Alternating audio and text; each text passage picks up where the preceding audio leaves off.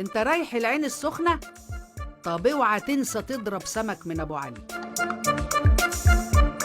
انت جيت من العين السخنة؟ ايوه يا عم، ظبطت طبعا من ابو علي.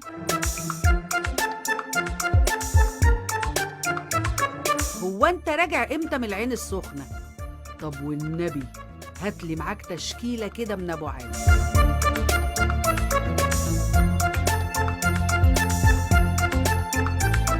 الله، هي ايه حكاية ابو علي اللي بقى اسمه لازق لأي معلومة عن العين السخنة دي؟